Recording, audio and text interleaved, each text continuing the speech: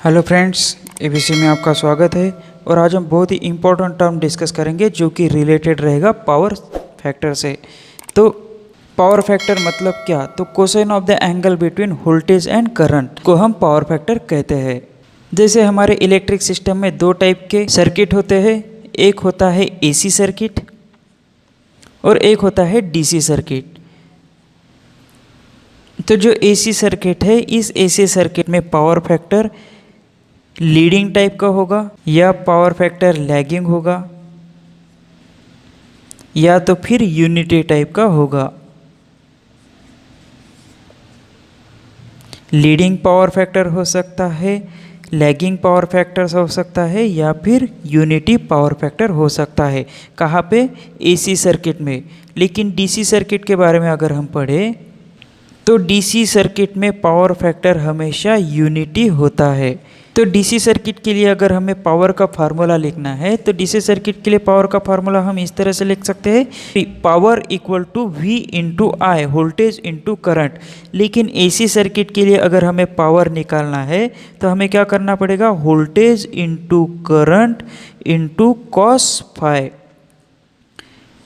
तो इससे हमें ये पता चलता है कि जो भी एसी सर्किट है तो उस एसी सर्किट में जो पावर का वैल्यू होता है वो voltage into current into power factor, इनके मल्टीप्लिकेशन पे डिपेंड करता है। लेकिन जो डीसी में है, पावर अगर निकालना है तो वोल्टेज इंटू करंट इन दोनों को गुना अगर कर दे तो हमें इजीली पावर की वैल्यू मिल जाएगी।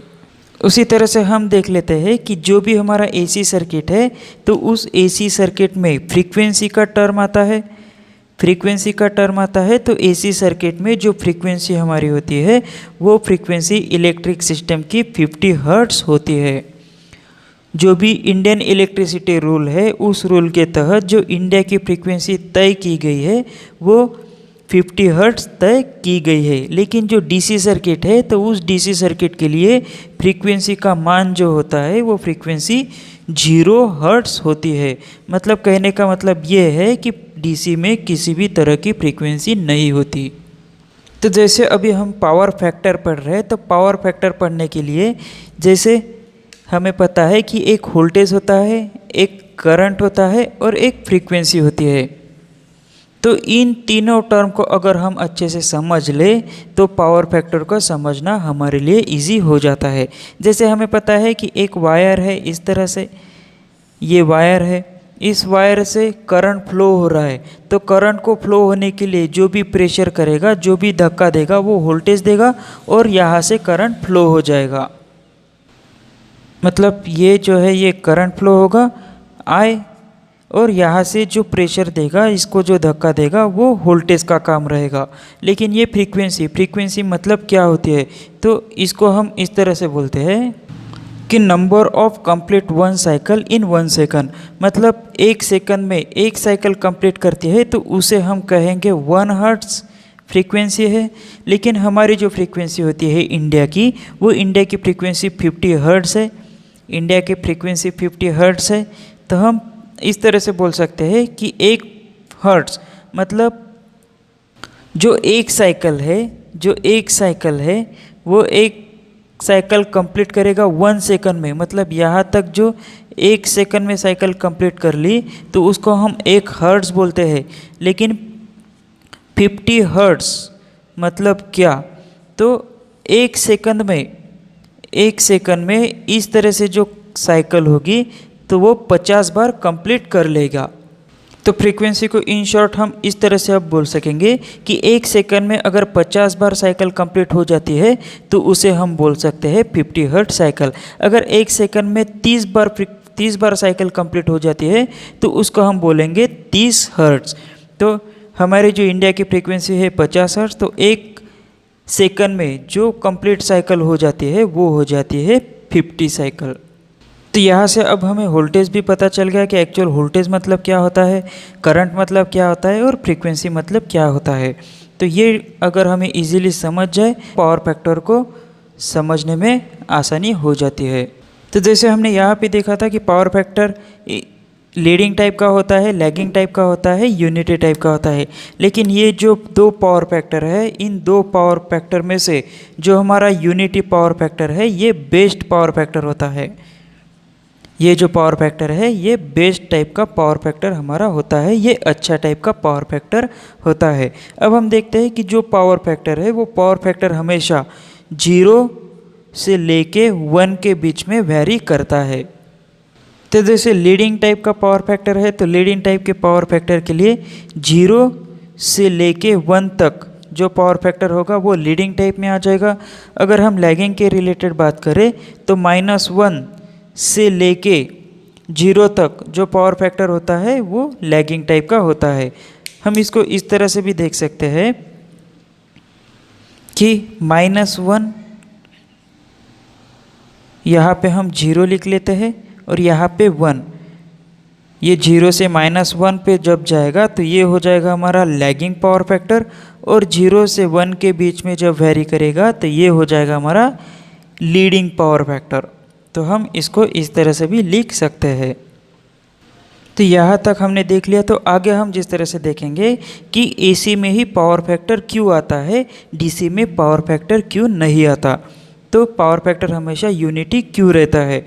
तो जैसे AC सर्किट है तो AC सर्किट में हमेशा हमें पता है कि इंडक्टिव सर्किट और कैपेसिटिव सर्किट ये दो टाइप के सर्किट आते हैं।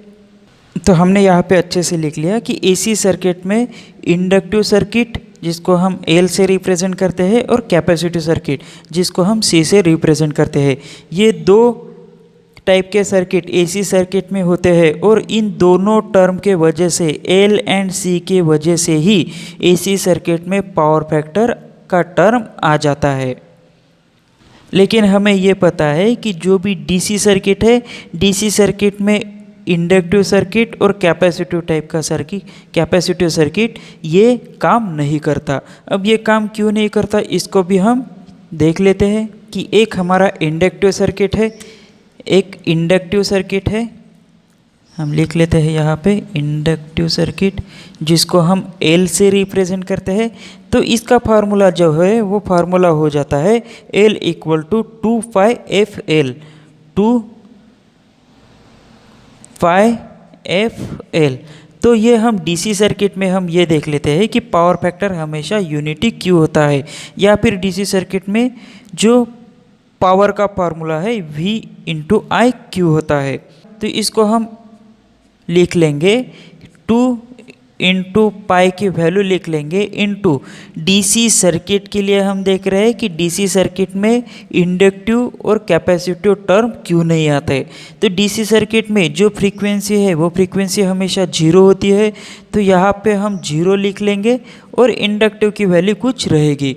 तो हमें पता है कि किसी भी टर्म को अगर हम 0 से मल्टीप्लाई करते हैं तो वहाँ पे जो वैल्यू है वो 0 हो जाती है। मतलब यहाँ से हमें ये पता चल गया कि जो DC सर्किट में इंडक्टिव सर्किट है तो उसकी इंडक्टिव सर्किट की वैल्यू 0 आ जाएगी DC सर्किट में। लेकिन AC सर्किट में फ्रीक्वेंसी की कुछ वैल्यू होती है, जैसे इंडिया में फ्रीक्वेंसी 50 हर्ट्ज़ है तो यहाँ पे 50 से कैलकुलेशन करेंगे तो इंडक्टिव की कुछ वैल्यू आ जाएगी, लेकिन DC में इंडक्टिव की वैल्यू 0 हो जाती है।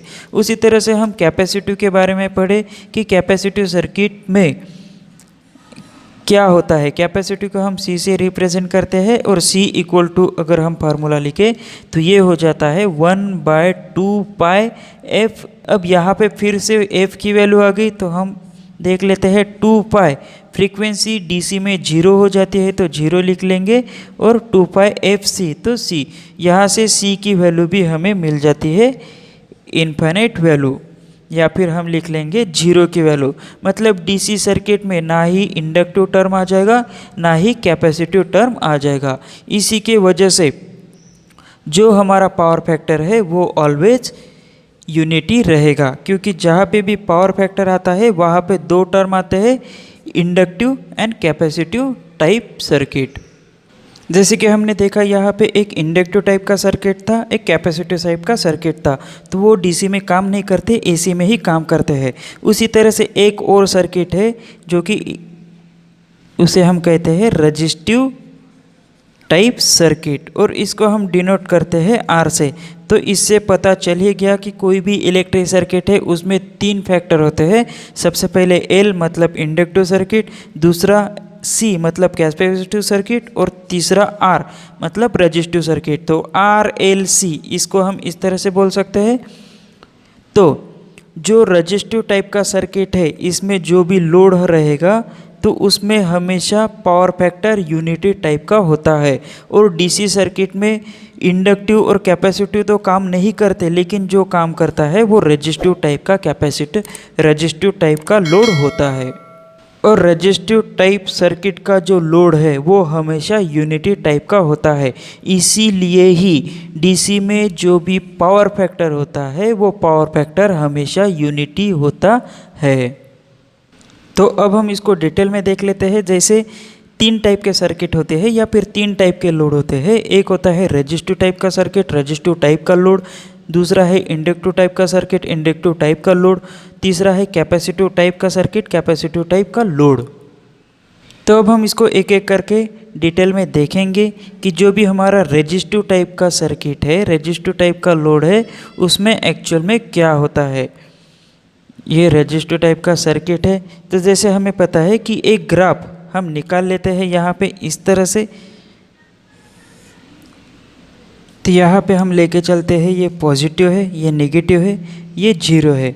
अब यहाँ पे हमारे पास वोल्टेज, करंट और फ्रीक्वेंसी ये टर्म थे, तो हमने पहले ही देख लिया था। तो वोल्टेज एंड करंट के रिलेटेड हमें देखना है कि यहाँ पे जो वोल्टेज है ये वोल्टेज का ग्राफ है, इस तरह से साइन वेव है वोल्टेज का। तो रेजिस्टिव टाइप सर्किट में करंट एंड वोल्टेज ये इन फेज होते हैं। जैसे कि वोल्टेज यहाँ से स्टार्ट होके एक साइकिल कंप्लीट कर ली थी, तो इन फेज का मतलब ये कि जो हमारा करंट है वो करंट भी सेम वहीं से स्टार्ट होगा, वहीं पे स्टॉप हो जाएगा और वहीं से फिर स्टार्ट होके वहीं पे रहेगा। मतलब जो वोल्टेज एंड करंट है ये क्या रहेंगे, इन फेज रहेंगे। मतलब V एंड I ये रहेंगे इन फेज। मतलब इन दोनों में जो फेज डिफरेंस है हम यहाँ पे लिख भी लेते हैं। जो फेज डिफरेंस है वो कितने डिग्री का रहेगा, तो वो रहेगा 0 डिग्री का रेजिस्टिव सर्किट में। क्यों रहेगा, क्योंकि दोनों इन फेज में है। इन फेज में होने के वजह से उनमें जो फेज डिफरेंस है वो 0 डिग्री रहेगा। अगर फेज डिफरेंस 0 है, 0 डिग्री का है, तो हम इसको इस तरह से लिख सकते हैं कि कॉस थीटा की वैल्यू कितनी है, 0 है। तो हम इसमें थीटा की वैल्यू लिख लेते हैं। थीटा की वैल्यू 0 है, ये 0 है, तो यहाँ पे वैल्यू जो है वो आ जाएगी। हम आपको यहाँ पे दिखा देते हैं। जैसे कॉस 0 की वैल्यू अगर निकाले तो वैल्यू आ जाती है 1। तो यहाँ पे हम लिख लेते हैं 1। तो इससे हमें ये पता चलता है कि जो पावर फैक्टर है रेजिस्टिव सर्किट में, तो वो पावर फैक्टर यूनिटी टाइप का हो जाता है। तो हम यहाँ पे लिख लेते हैं कि रेजिस्टिव टाइप सर्किट में जो पावर फैक्टर है वो पावर फैक्टर यूनिटी टाइप का होता है। तो इसी रेजिस्टिव सर्किट का हमें अगर कभी पावर निकालना रहा, तो पावर निकालने के लिए हमारे पास जैसे फार्मूला है VI इंटू कॉस फाई। तो इसको वैल्यू अगर निकालना है, तो अब हमें तो यहाँ से पता चल गया कि रेजिस्टिव सर्किट में कॉस थीटा की वैल्यू हमेशा 1 होती है। तो इससे हम पावर को इस तरह से भी लिख सकते हैं VI। ये जो पावर हो गया ये हो गया रेजिस्टिव सर्किट के लिए। तो ये था हमारा रेजिस्टिव टाइप का सर्किट, जिसका कि सिंबल इस तरह से लिखते हैं और इसको रिप्रेजेंट करते हैं R से। अब नेक्स्ट जो हमारा सर्किट है वो इम्पोर्टेंट हो जाएगा। नेक्स्ट सर्किट है हमारा इंडक्टिव टाइप का सर्किट। और इस इंडक्टिव टाइप सर्किट का हम इस तरह से रिप्रेजेंट करते हैं और ये L से दिखाते हैं। तो अब हम इसी तरह से एक डायग्राम निकाल लेते हैं। यहाँ पे इस तरह से ये पॉजिटिव वैल्यू हो गई, ये नेगेटिव वैल्यू हो गई, ये 0 वैल्यू हो गई। अब इसमें फेज और करंट इनके बीच में जो रिलेशन रहेगा, जो फेज और करंट है इनके बीच में जो रिलेशन रहेगा, तो जो भी सप्लाई वोल्टेज है वो करंट से 90 डिग्री लीड करेगा। 0, 90 डिग्री, 180 डिग्री, 270 डिग्री और 360 डिग्री। तो जो इंडक्टिव सर्किट है, इंडक्टिव सर्किट में तो इसका हमने यहाँ पे लिख लिया कि सप्लाई वोल्टेज करंट को 90 डिग्री लीड करेगा, या तो फिर हमको इस तरह से भी बोल सकते हैं कि current lag voltage bye 90 degree. तो जैसे हम अभी दिखाते हैं कि सप्लाई वोल्टेज 90 डिग्री लीड करेगा या फिर करंट जो है वो लैग करेगा, तो यहाँ से करंट की शुरुआत हो जाएगी इंडक्टिव सर्किट में। तो इसकी जो डायग्राम है वो इस तरह से आ जाएगी, ये यहाँ से 270 और ये इस तरह से, और इसको अगर हम आगे लेके जाए तो ये हो जाएगा इस तरह से। ये हो गया हमारी करंट की वैल्यू, ये हो गई करंट की वैल्यू। तो इंडक्टिव सर्किट में जो करंट है वो करंट लैग करेगा वोल्टेज को 90 डिग्री से। तो नेक्स्ट जो सर्किट है वो हम देख लेते हैं। नेक्स्ट जो सर्किट है हमारा वो है capacitive type circuit, capacitive type circuit. तो इसमें भी सेम उसी तरह से आ जाएगा। एक ग्राफ हम बना लेते हैं, ये करंट का ग्राफ हो जाएगा। और इसमें जैसे इंडक्टिव सर्किट में जो करंट था वो लैग कर रहा था 90 डिग्री से, अब कैपेसिटिव सर्किट में होगा कि जो करंट है वो लीड करेगा वोल्टेज को 90 डिग्री से।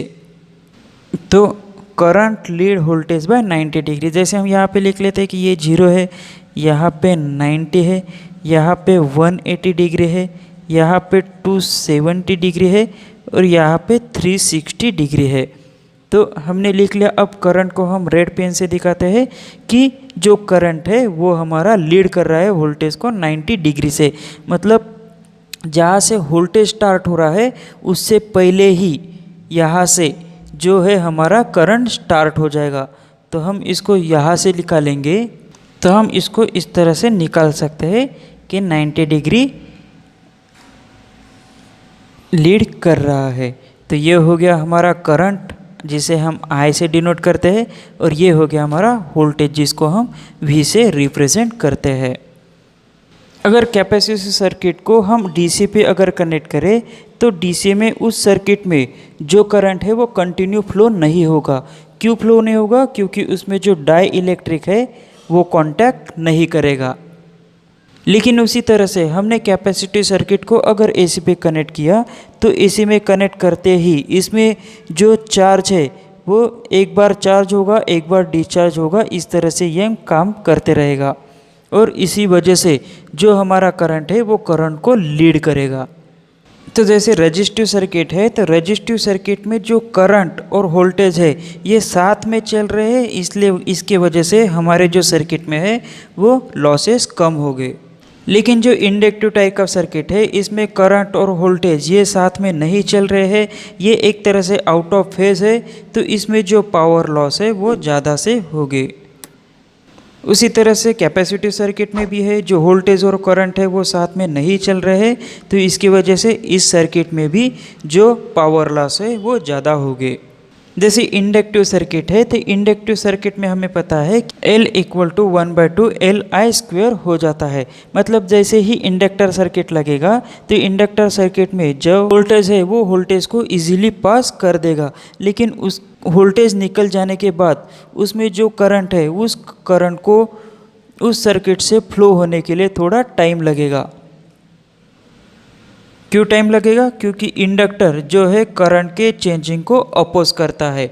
उसी तरह से कैपेसिटिव सर्किट में अगर हम देखें CV² हो जाएगा, मतलब जो वोल्टेज को है ये वोल्टेज को चेंजिंग को अपोज करेगा कैपेसिटर और करंट के चेंजिंग को अपोज करेगा इंडक्टर। इसी वजह से जब भी सर्किट में इंडक्टिव सर्किट आता है तो इंडक्टिव सर्किट में करंट को रोकने की कोशिश करेगा, तो उस वजह से करंट लैग करेगा, यहाँ पे वोल्टेज लैग करेगा। मतलब इंडक्टिव सर्किट में करंट को लैग करना पड़ेगा और कैपेसिटिव सर्किट में वोल्टेज लैग होगा।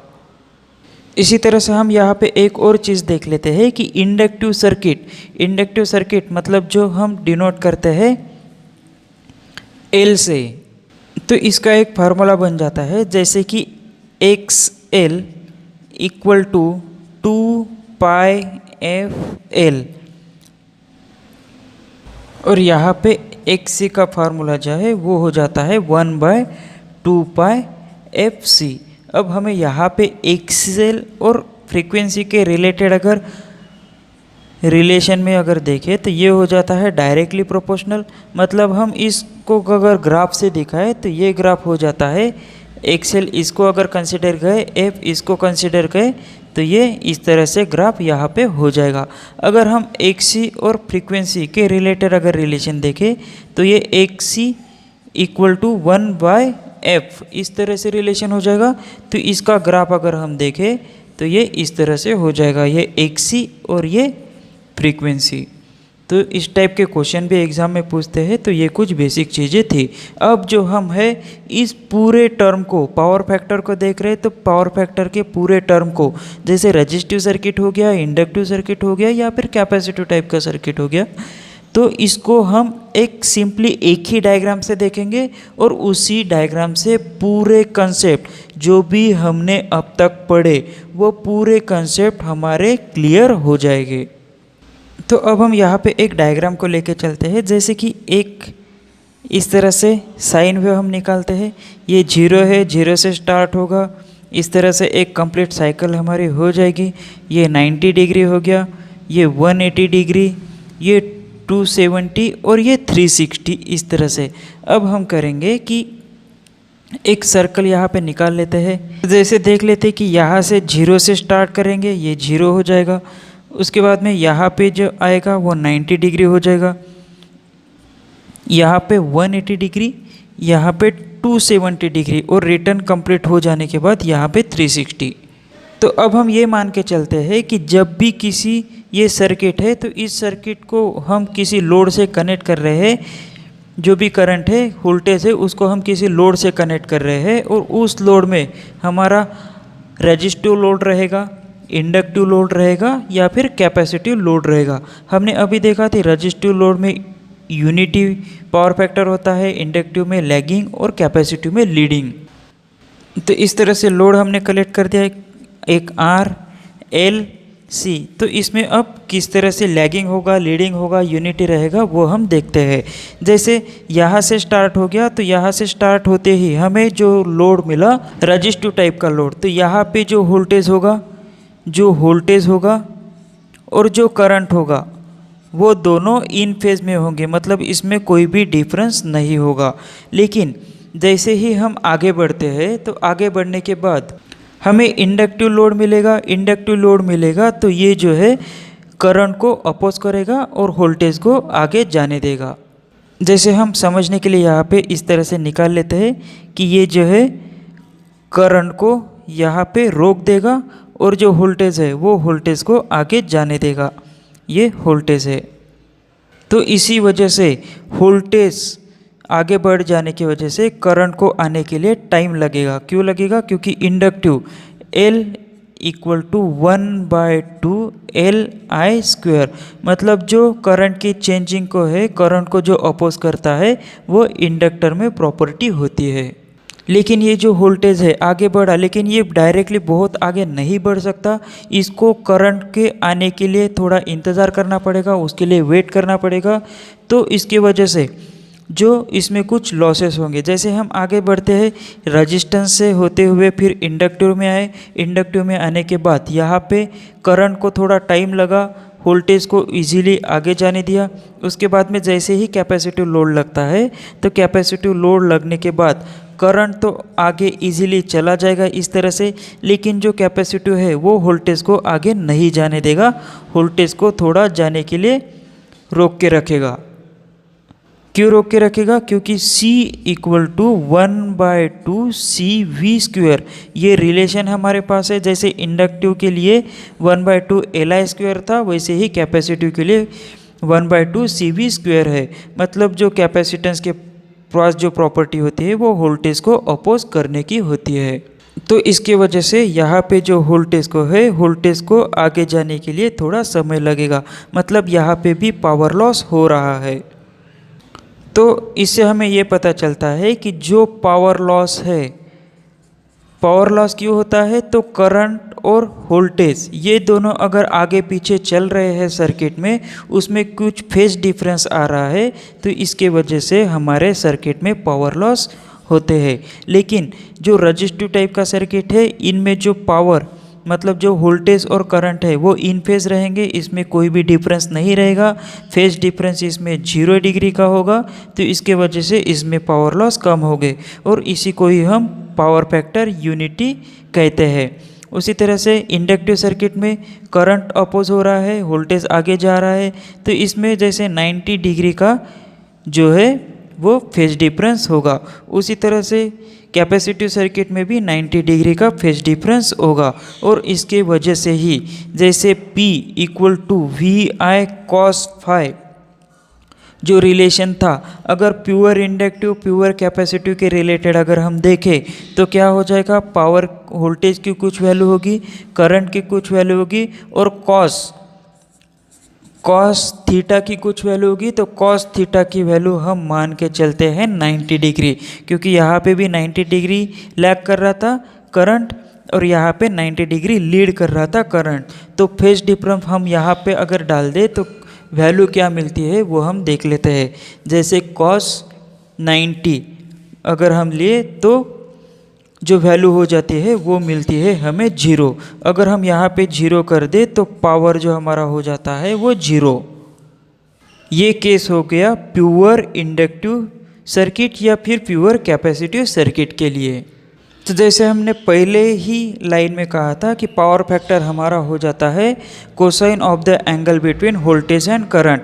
तो वोल्टेज एंड करंट के बीच में जैसे हमने मान लिया अभी कि 60 फेज डिफरेंस है, तो यहाँ पे हमारी पावर फैक्टर आ जाती है 0.5। अगर हम मान लें कि phase difference voltage and current में 30 डिग्री का है, तो हमारा पावर फैक्टर आ जाता है 0.8।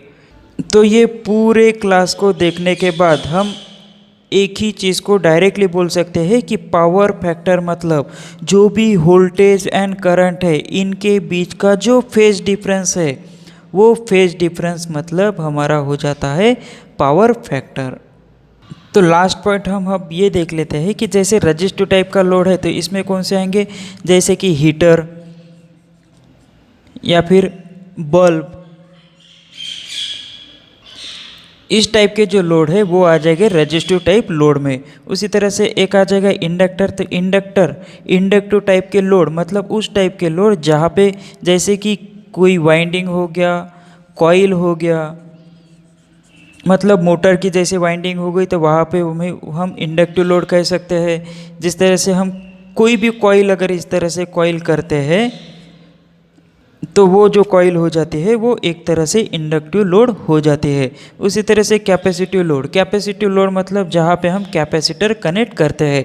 और कैपेसिटिव लोड ये हमारा कोई लोड सेपरेट नहीं होता, जो भी पावर फैक्टर है उसको इम्प्रूव करने के लिए ही हम कैपेसिटिव टाइप का लोड यूज़ करते हैं। जैसे कि हम सीलिंग फैन में हम कैपेसिटर लगाते हैं तो उसमें दो मेन हमारे पर्पस होते हैं, सब स्टार्टिंग टॉर्क मिलता है, उसी के साथ पावर फैक्टर भी इम्प्रूव होता है। उसी तरह से बड़ी बड़ी कंपनियों में फैक्ट्री में जो भी मैक्सिमम लोड होता है वो मोटर का लोड होता है। तो मोटर में वाइंडिंग आती है तो वहाँ पे इंडक्टिव लोड हो जाता है तो वहाँ पे करंट लैग करता है तो वो हमारा सबसे बैड पावर फैक्टर होता है।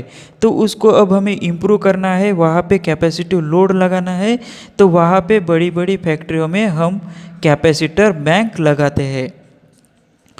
तो कैपेसिटर बैंक लगाने की वजह से हमारा जो पावर फैक्टर है वो इम्प्रूव हो जाता है।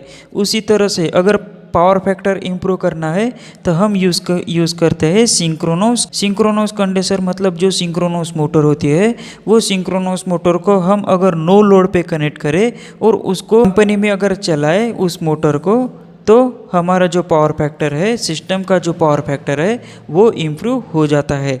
तो पावर फैक्टर इम्प्रूव करने के लिए हम कैपेसिटर लगाते हैं या फिर सिंक्रोनस मोटर को नो लोड पे चलाते हैं।